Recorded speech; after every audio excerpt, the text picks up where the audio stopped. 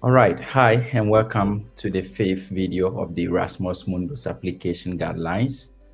This is probably the most anticipated video as we will be discussing what is arguably one of the most important documents of the Erasmus Mundus application process, the motivation letter. And for that, I have a special guest today who will help me discuss some of the questions that I've received from you guys. Thomas, short intro of yourself, and we begin from there. Okay, hello everyone. My name is Thomas. I am currently reading Copernicus Masters in Digital Earth, and I'm here to help give perspective on some of these answers so that you at least know from the people who have gone before what are some of the things that I should do with regard to what I'm doing now. Right. Thank you for the very short and brief introduction. Let's take it from this point. I think the most important thing is to allow people to understand what a motivation letter is about. And for this, what I've realized from the questions that I receive is that it is not very clear to most people what the difference between, for instance, a personal statement of purpose, and motivation letter is. So, in your opinion, what do you think um, a personal statement is, a statement of purpose is, and a motivation letter is? Okay, so for a personal statement, that is even from the name says it's personal. So you get a little bit more personal when writing a personal statement. So you talk about your background. It is basically like telling about yourself. So you put emphasis on your background as a person and your experiences and some of your values also as well. This is a place where you talk about things like personal growth. They may not really be academic growth in per se, but more of a personal growth. Some of the struggles you may have in life and the triumphs you have, maybe your life philosophies, the things you value, and the things that make you personal. I mean, that this to make you personal, your character, your values, and some of your very personal stuff like your struggles and triumphs. And if you want to talk about the second one, I think is statement of purpose. That is more academic than personal because you are now stating the specific path you want to pursue, which is the program now that you are applying for. And in the statement of purpose, you discuss why you are academically qualified and prepared for that particular program. So, whilst the personal statement is a bit personal on your personal growth, struggles, and triumph, you, in the statement of purpose, have to get a little bit more academic and talk about your specifically your past academic performances and relevant research work. You can also touch on some of the other extracurricular certifications or courses, conferences you have attended that are relevant to the particular program you are applying for. And for the tone in the statement of purpose, it's a bit more formal and academic, and it's a bit more strict than the personal statement because nobody has a rubric on your life apart from you. So but for the statement of purpose, usually it's required to follow some strict procedures and structures other than the personal statement. And for the motivation letter, what I would say is that is what you explain, where you explain your motivation for the program. So as the statement of purpose is talking about your past academic performances, relevant research, and your maybe your research interest and your academic preparedness for the program. In the motivation letter, now you go detail into the program. So you mention specifically the programs, maybe models, some of their specific courses or way of teaching, or some of the things you have read on their websites that closely aligns with your specific interest in the program and your future career or professional, your career or academic aspirations. So if I am supposed to summarize it, I would say that the personal statement you get a bit more personal, your values, your growth, your triumphs, and a little bit of your values and the things you believe in. And for the statement of purpose is your academic self, so your academic past, your present challenges where the program can help you address, and maybe where you see yourself, how the program will help you get there. And for the motivation letter, you do a lot of research on the program and how specifically that program. So you can that place even cite one or two courses or one or two ways they do their things that will help you. Uh, Usually that is specific to the programs because each of them may run their things differently. Right. So Thank- if I Yeah. will summarize it, that is it. Right. Thank you for that distinction. And I think one thing that I wanted to know, as somebody who have probably applied to universities in different countries across different continents, or even helped other people do this, do you think that where somebody is applying to also count for the kind of letter they ask for? I ask this because I've personally seen on some schools' website, some universities in the US, which actually says they say they require a statement of purpose and then into bracket formerly known as the personal statement. The second question or a follow-up question to this is that does the kind of scholarship also, you know, reflect the kind of letter they request for? Because my understanding is that for personal statement, like you rightly put it, it is personal. It's about you, your life struggles, who you are, how you grew up, the challenges you've overcome. So this is usually aligned with need-based scholarships. And for scholarships that are merit-based, usually they require um, the statement of purpose or motivation letter because they don't care that much about where you are coming from, what you've been able to overcome, unless of course the program seeks to know this, which I think is real. And the last question is, what kind of letters are usually requested within the Erasmus Mundus framework? Okay, so like you rightly said, there is no one size fits all for this kind of things.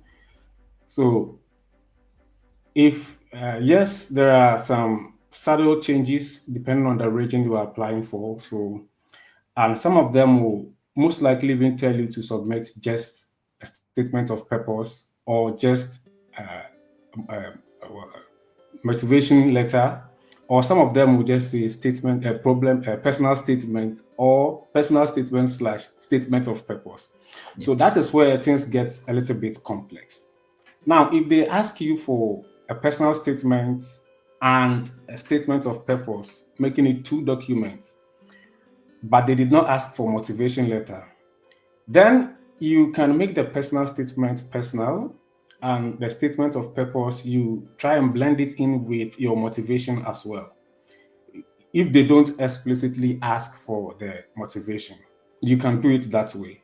But if they ask for a single document, like maybe personal statement slash or a statement of purpose, you have to find a way of making it personal, also stating the purpose, and Right. also putting your motivation in there. Right. So I remember, I think for maybe United States, they usually ask for statement of purpose or the options that I looked at. So in that case, I started a bit with my background and my person, and then I chipped into the my academic interest and some of the things I've done academically. And I, in the concluding paragraphs, I stated how the program now will come in and then work well for my background and my future ambitions. So if you look at such a structure, you see that it is not really a personal statement, even though they ask for personal statements. It is not really statement of purpose. I'm trying to blend all of them because at the end of the day, the admission committee is not going to call me and say, "Oh, okay, Tommy, we've read your personal statement, but can you also tell us about your motivation and all that?" No, they are looking at it all together. So I have to put my best foot forward. And That, also for the Erasmus Mundus, I think most of them do ask for the motivation letter because, and I think they do so because you already submit other documents, and most likely you will also fill a form for most of the programs I know, where they ask you about yourself, where you are coming from, the courses you've done before, and all that. So they are able to at least get some information that's supposed to be in your personal statement from those forms that you fill, and also from some of the questions that they ask. They can also find out some of the things that should be in your statement of purpose as well. Right. I think what most programs are trying to do these days is even provide a student with what they expect them to answer in their letters. I've Yes. seen a lot of programs do this. Like, we expect to see in your letter A, B, C, and that is what they do, which I think is very good in guiding students, the right winning motivation letters. Now, let's shift a bit from what the letters are to how one can prepare.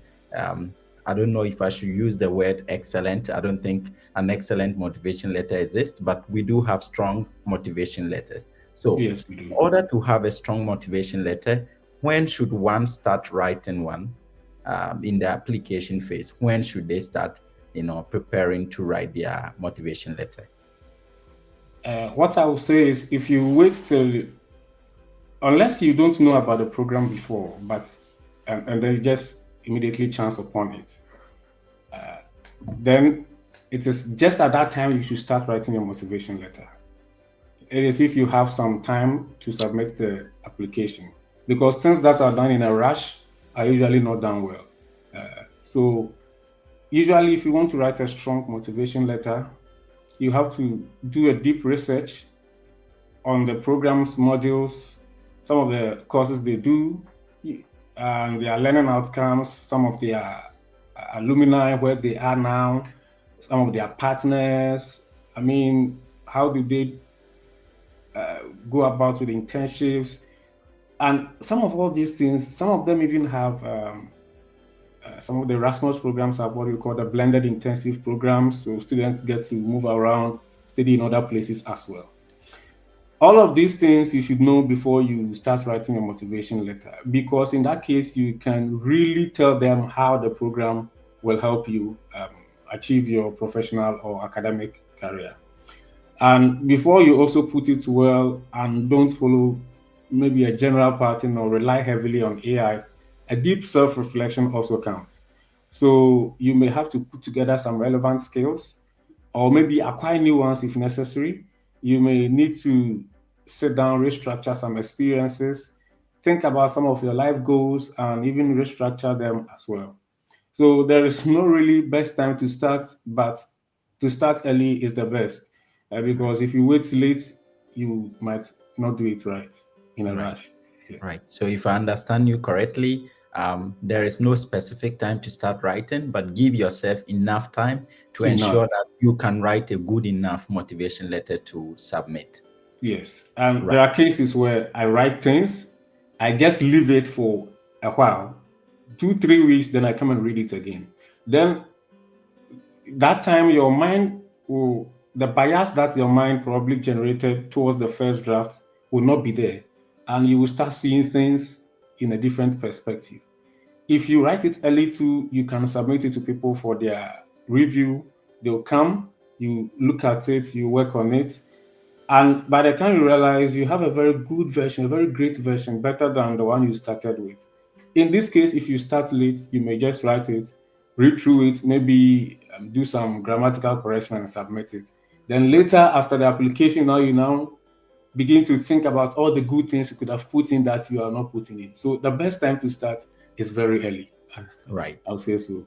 Right. Yeah. Okay. So let's say now I have stopped procrastination and I've decided to finally sit down and write my motivation letter. How should I structure this letter? What should I start with? What kind of questions should I aim to answer if the program does not specify what they expect me to answer? I mean, in a very generic case scenario, what should I, write in the motivation letter? Okay, so usually one of the things I will advise is that you should know that, put in your mind that many people are also applying for this program. Yes. So one of the things I try to do is to make my documents not boring to read. And so you go straight to the point. That is the first thing. No unnecessary preambles and generic statements. In a motivation letter, it's not where you talk about your childhood, some childhood trauma, some accidents, some. Mm. It is a motivation for the program. So why is this specific program good? Why this specific program among many thousands or hundreds? You answer that question, and then you let them know why they should pick you, because there are several qualified people all over the world. Why should they pick you? So now you talk about maybe the skill sets you have, some of the experiences you've had, some of the challenges that you think or you know, or you have even maybe heard from alumni that, oh, this program I was able to do ABC, or I had this ABC encounter. So you know that, okay, with also my background, this program can help me achieve this particular aim. And then you also try to at least tell them how you can contribute to the general vision of the program, because all the programs have visions, they don't just exist for nothing. So, how will you be able to contribute to the program's vision? That one to try to address it and at least state some clear future goals, whether long term or short term, whether it is true. I don't want to say true or false, but whether it is true or false, at least have some clear goals. You Right. don't have to copy something from Google. It should not be general. A clear personal goal, and this personal goal should also link to your background and your skills. Because if you state something like, if you have a background of somebody who really, like, you state and you make them know that you want to now enter into the industry, Right. like all your interest, all your background, all your past experiences, somebody who is more towards the industry, and then at the end you come and tell them that, oh, in the 5 years I see myself as a in a so and so research lab, or as a professor, or what, then you see that the two are not really linking. So just a short, clear goal which aligns with your background and your present situation as well. Right. So if I understand you carefully, I think what you said in the very beginning, while answering this question that I really liked was, do not make your letter boring. I think Boring? No, it shouldn't be. usually these admission committee, they evaluate, if not A lot. hundreds, thousands of applications. So once they pick your letter, I think what is important is something that would make the person develop an instant interest in reading your letter. Yes. So that's where the hook comes in.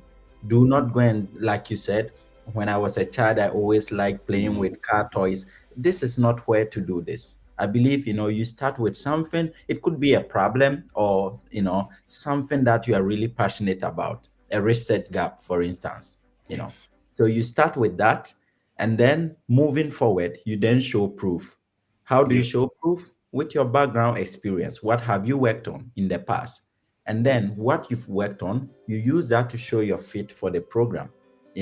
This is what I've done in the past, and this is how those experiences are going to enable me to contribute to your program. And like you said, by contributing to the program, what do you envision, for your future? So you then show that briefly. I think it sounds very simple, but most people find it very difficult, because we think that, when I was doing my bachelor's, I did so and so, I got so and so GPA. I don't think those stuff are really necessary when you are writing a motivation letter. More so for Erasmus Mundus programs. I don't think they care that much. If they cared about those, I think a personal statement would have been a very good place to, Yes. yes, add those kind of problems. So I think now let's move a bit from what people should do and learn more about what you did as a scholar. I believe that you have an interesting story that most people can learn from. So sorry, I will. Yes.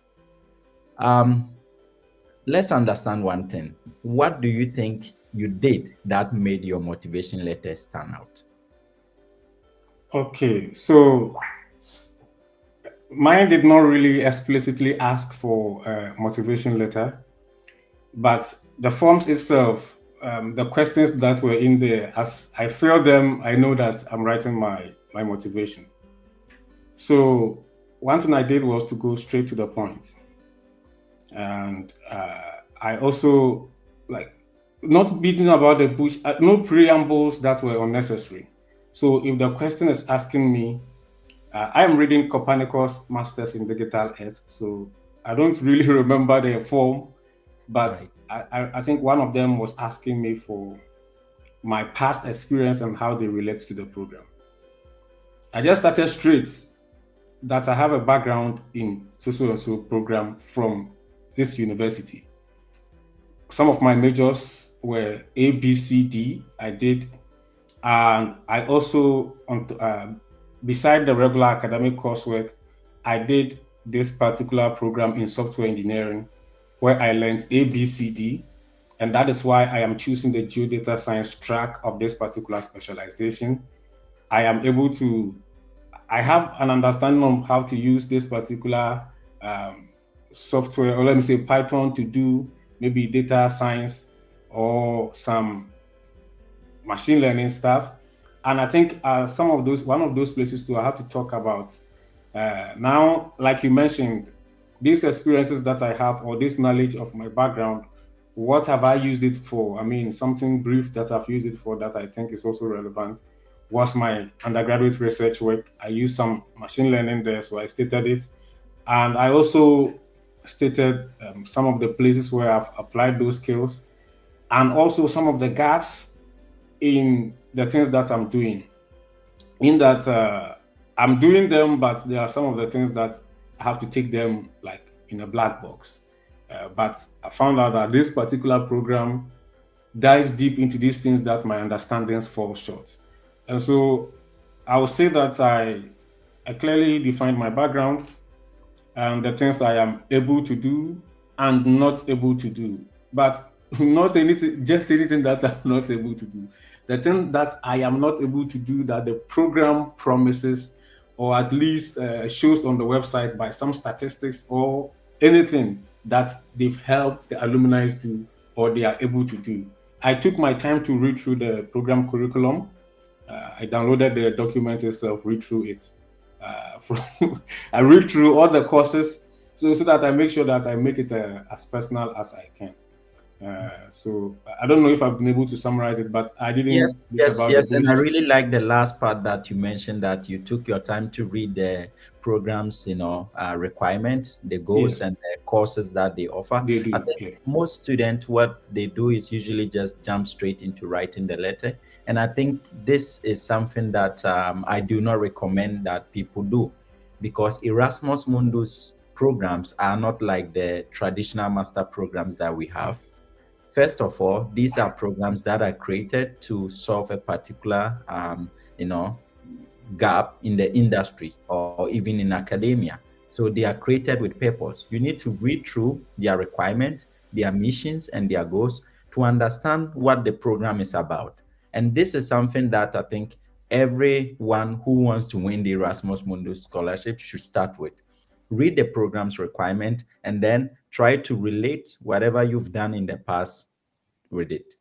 It is one of the surest way to have a good motivation letter. I think most people also wonder about whether they should, be discussing some weaknesses in the motivation letter. For example, if I have a low GPA for some reason, I liked football, I skipped class, I went to watch, El Clasico, and for that I ended up having low grades. Or, well, I think a better way to put it is I was busy in the lab, doing some research, and for that I couldn't concentrate much on my courses, or I was sick for some reason. It affected my, learning, and then I ended up with low grades. Should I be discussing these things in the motivation letter? Okay. So there is a yes and there is a no. Yes. For instance, let's say for a low GPA, which probably should be common, if you have to discuss it, do so only briefly. Mm. You don't touch on it for two paragraphs. And I think this is the only case, or this is the only scenario that you have to discuss it. If you can frame it as a challenge you have overcome. because they are not interested in your that part. You shouldn't present yourself your weakness as weaknesses. All right. So if the low GPA was something you had due to some other professional successes or courses you followed, then it is not really, let's say, a weakness or a bad thing in that sense, because it was for another, maybe you were that particular year you made some maybe publications, so you're moving from one conference to the other, something like that that relates also to academic, or you were more on site as a research with a research based something, or you did some remote internships in ABC, all relating to the program and your background, that your time was so small that you couldn't really give a lot of time to the books, and then it affected you. Something like this is a good reason to discuss your low GPA. But if you went to do some personal stuff that's not really are not really academic, or even if they're academic, they're not really relevant to your current program of study, that is what you were doing at the time the incident occurred, and what you're applying for, I don't think you should put it in. Because if, let's say, I read geomatics engineering, and there was maybe a particular golf tournament going on, because I love to play golf, and I All went right. to play, or I spent so much time there that I lost some time to study, so I couldn't perform. I mean, I shouldn't put this thing on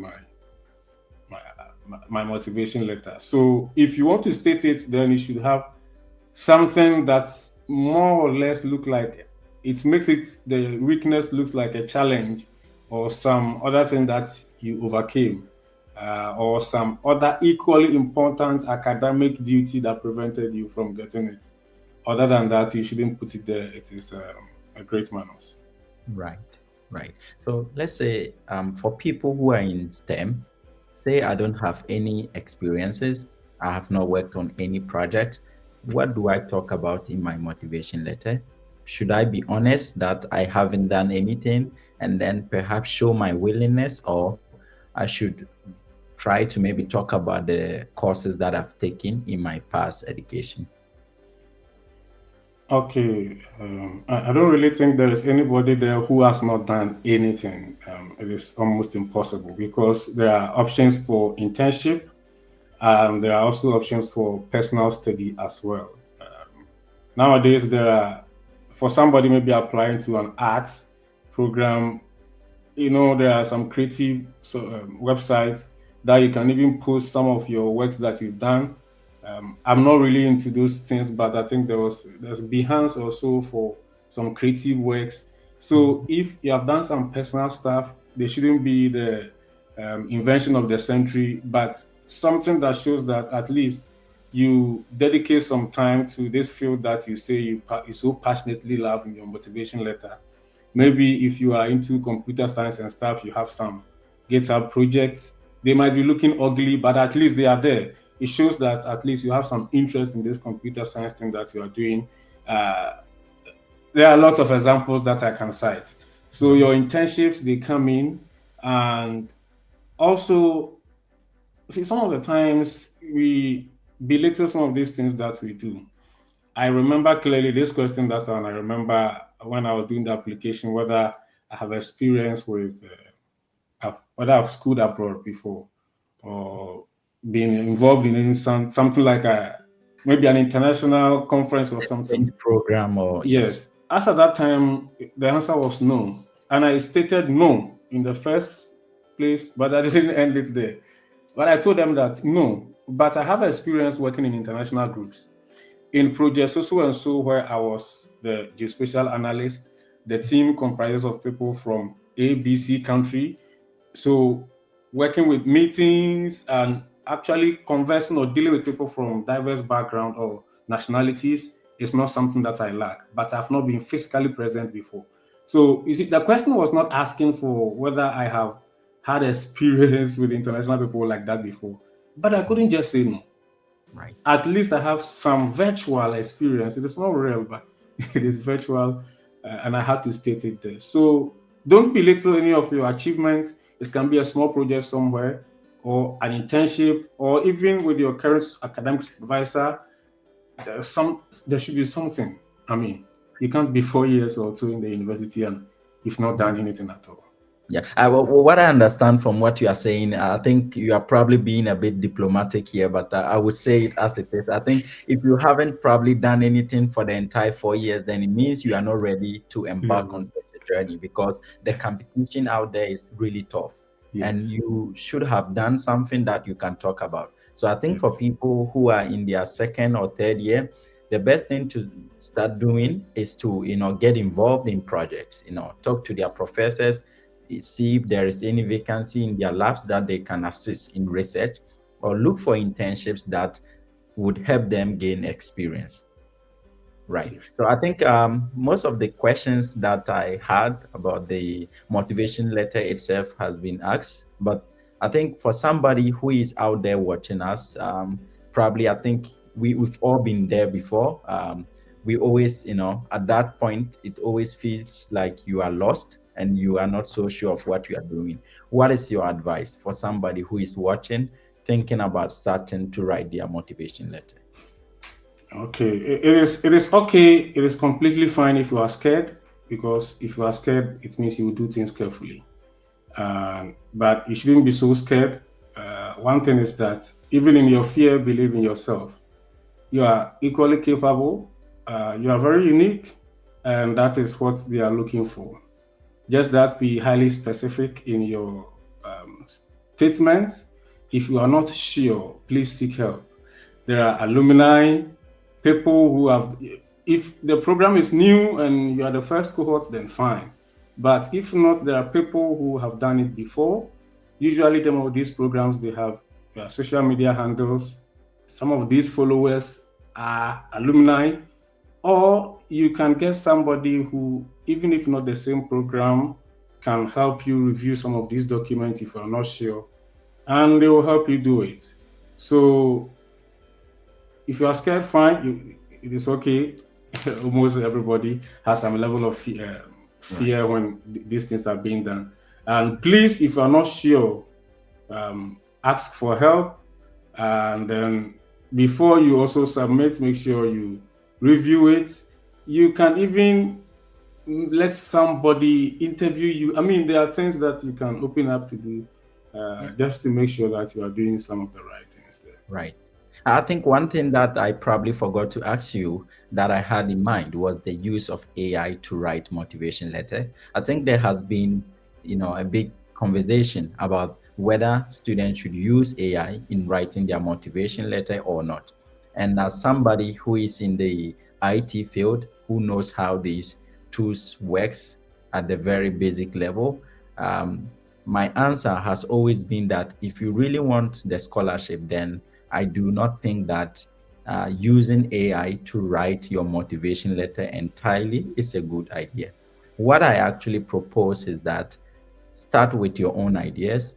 You could have grammatical errors. I mean, English is probably not your first language, so it's fine to have grammatical errors. But of course, there are tools out there like Grammarly, for example, that one can use to edit, their letters. So, in your opinion, do you think that AI is something that students should depend or should even be thinking about, using in writing their motivation letter? Okay. Uh, Personally, I think it is not an objective truth, Yes. but I think that AI is intelligent, but it is not wise. The thing is, these are they are not really thinking like we think they are thinking. So if there is somebody somewhere in the world Mhm. who gives a very similar prompt to yours, most likely they will get a similar answer. And Yes. these things are not difficult to detect. They are not difficult. And one of the things is that if you let AI do the thinking for you, that is where the problem is. Start with it. I agree with you, Halid, like you said, start with it. Don't let AI do the thinking for you. Trust me, don't let it generate it for you and then you edit it afterwards.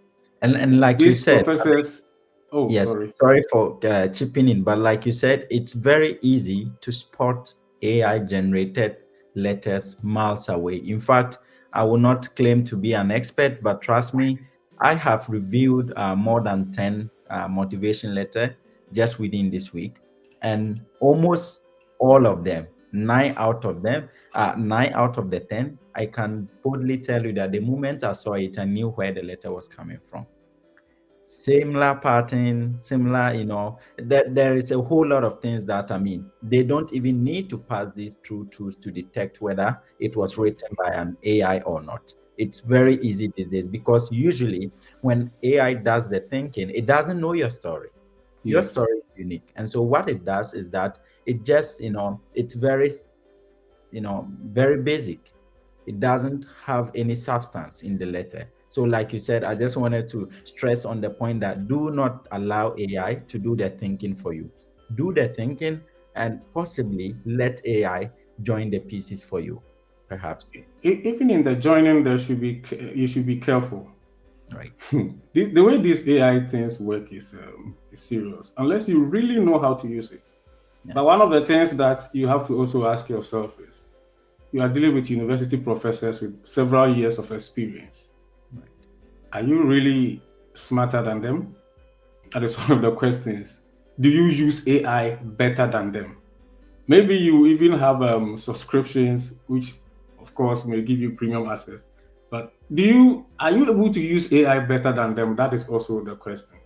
And also, they have been doing these things for long. They have known how people were writing it before the time of the AI, and they know how things are going after the AI trend. So they already have a lot of experiences with these things. It is easy for them to get it. And the thing is, most of them are not even looking for like the Queen's level grammar. They may understand. Some typos may even come in.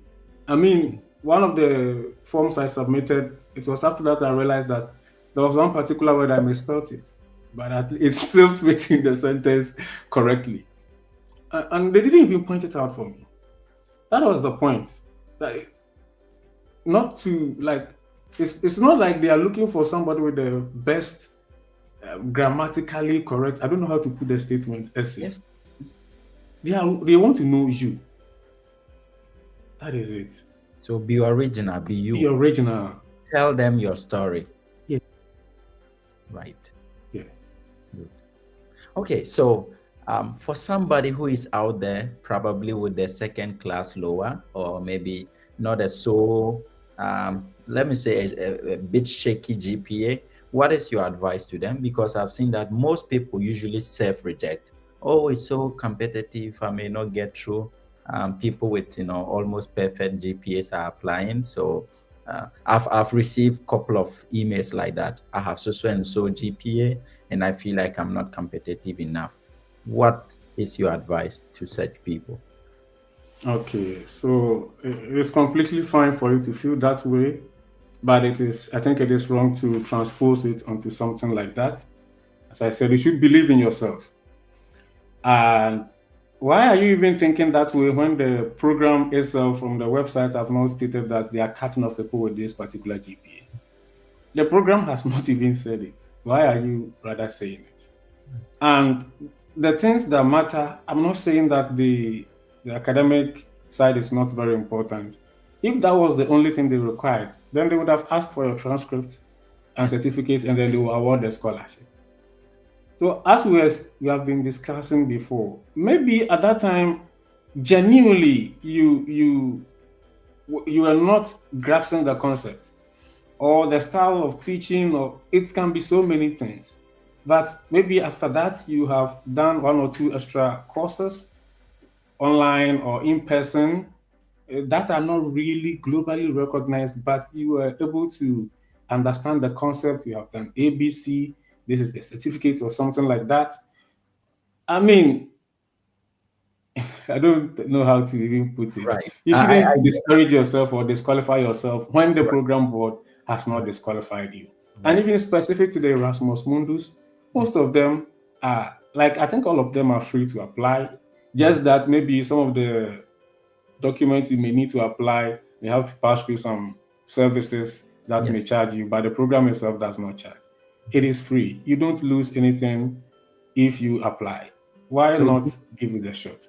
give it a best, your best shot. I get. Yes, Right. And then back to what you said about the GPA, I think indeed it is not everything, because even for some yes, programs, I don't know if this is true in other fields, but for in IT, they usually have some specific courses that they are looking for. So you may yeah, have a perfect or maybe close to perfect GPA and somebody with a very low GPA, but depending on the courses that they are looking for, that the person with the lower GPA may actually have an edge over somebody with, a very high GPA.